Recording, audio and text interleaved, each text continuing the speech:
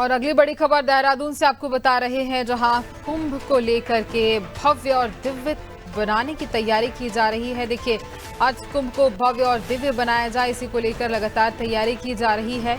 तिथि घोषित होने के बाद तैयारियों की रफ्तार और भी तेज हो गई है। 14 जनवरी से 20 अप्रैल तक स्नान की तिथि रखी गई है और उसी के चलते अर्धकुंभ को भव्य और दिव्य बनाया जाए, इसी पर तैयारी की जा रही है। ज्यादा जानकारी लेंगे, सहयोगी सोनू सिंह हमारे साथ फोन लाइन पे बने हुए हैं। सोनू, अर्धकुंभ को लेकर के तैयारियां चल रही हैं, इसके पहले भी बैठकें हुई और देखिए अब तैयारी और भी तेज होती हुई नजर आ रही है। देखिए, कई दौर की तैयारियां की जा रही हैं, अलग अलग स्तर पर तैयारी की जा रही है। एक रोज पहले मुख्यमंत्री हरिद्वार पहुंचे और धर्मनगरी हरिद्वार में मुख्यमंत्री ने जो तमाम अखाड़े हैं उनके प्रतिनिधियों से, संत समाज के जो खास तौर से अखाड़ों के महंत हैं उनसे और अखाड़ों के जो प्रतिनिधि हैं उनके साथ मुख्यमंत्री ने स्वयं मंथन किया। इससे पहले भी मुख्यमंत्री हरिद्वार पहुंचकर एक बार समीक्षा बैठक कर चुके हैं, जिसमें अधिकारियों को दिशा निर्देश दिए। जो स्थानीय स्तर के कारोबारी हैं, जो व्यापारी हैं, उनके राय और सुझाव लिए गए। इसके साथ साथ संत समाज के तमाम जो संत हैं उनके साथ बैठ करके मंथन किया गया और इस दौरान जो तिथि है स्नान की वो घोषित की गई। अब चूंकि तकरीबन 97 दिनों तक ये अर्धकुंभ का आयोजन होगा और इसकी जो स्नान है, शाही स्नान और अमृत स्नान जो होंगे वो 14 जनवरी से इनकी शुरुआत हो जाएगी और 20 अप्रैल जो चैत्र पूर्णिमा होगी, इस तिथि को होने वाला जो स्नान है 20 अप्रैल को, इस पर इसका समापन होगा। इसके बाद तो इस कुंभ को कैसे भव्य और दिव्य बनाया जा सकता है, अलग अलग स्तर की तैयारी की जा रही है। जो गंगा किनारे स्नान घाट है उनका सौंदर्यीकरण का कार्य किया जाएगा। कुछ ऐसे कार्य होंगे जो अस्थायी प्रवृत्ति के होंगे, कुछ ऐसे कार्य होंगे जो स्थायी प्रवृत्ति के होंगे। इसके साथ साथ तमाम बड़ी संख्या में जो श्रद्धालु आस्था की डुबकी लगाने के लिए कुंभ के दौरान हरिद्वार पहुंचेंगे, इनकी आवाजाही की व्यवस्था किस तरह से होगी, खुफिया तंत्र किस तरह से नजर रखेगा और जो यातायात प्रबंधन तंत्र है उसमें एआई का भी उपयोग किया जाएगा।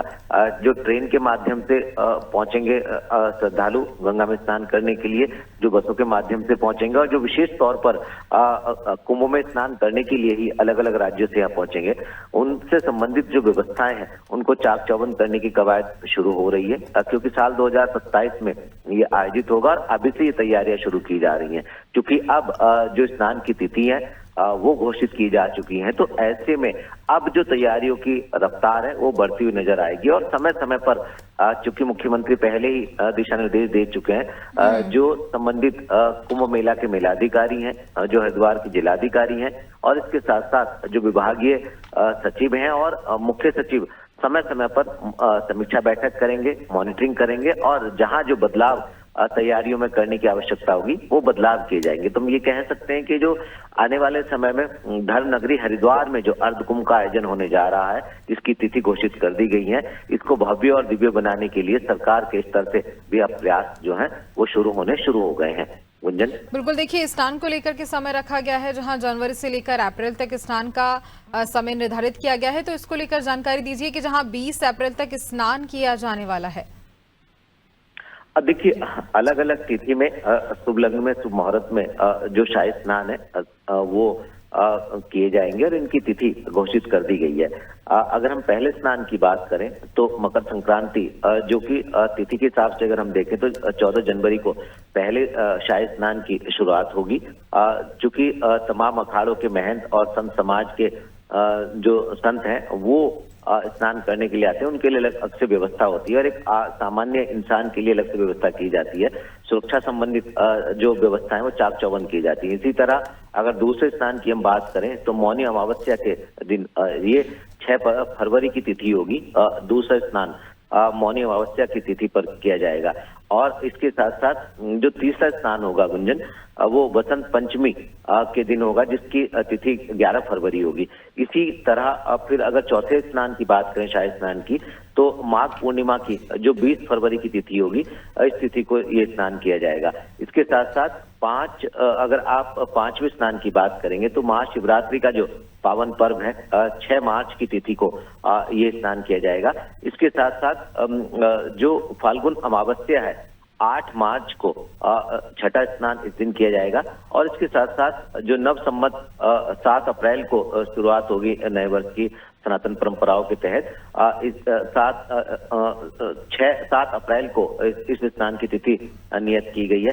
इसी के साथ मेष संक्रांति जो है वो 14 अप्रैल को ये स्नान होगा। और इसी के साथ जो रामनवमी है 15 अप्रैल को इस तिथि को स्नान होगा। और जो अंतिम स्नान होगा वो चैत्र माह की पूर्णिमा को यानी 20 अप्रैल को अंतिम स्नान जो है वो होगा। तो ये तिथि निर्धारित की गई है। तिथि की घोषणा संतों के बीच में जो मुख्यमंत्री ने की है। अब इन तिथियों को जो स्नान होंगे इसी को ध्यान में रखते हुए तैयारी की जाएंगी सुरक्षा से संबंधित। और खास तौर पर वो नजारा भी देखने को मिलेगा इस दौरान जब श्रद्धालु गंगा में आस्था की डुबकी लगा रहे होंगे और संत समाज शाही स्नान के लिए जब गंगा घाट पर गंगा के किनारे जब पहुंचेंगे ब्रह्मकुंड क्षेत्र में, तो कहीं ना कहीं फूलों से वर्षा जो है इनके स्वागत में और इनके सम्मान में वो हेलीकॉप्टर से की जाएगी।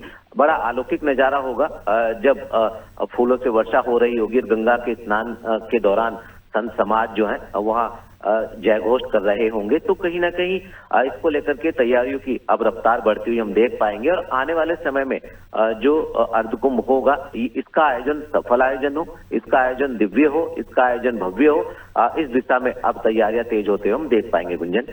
बिल्कुल, और देखिए इसी को लेकर तैयारियां तेज होती भी नजर आ रही हैं। सोनू, आगे भी आपसे जानकारी लेंगे, आप बने रहिए हमारे साथ।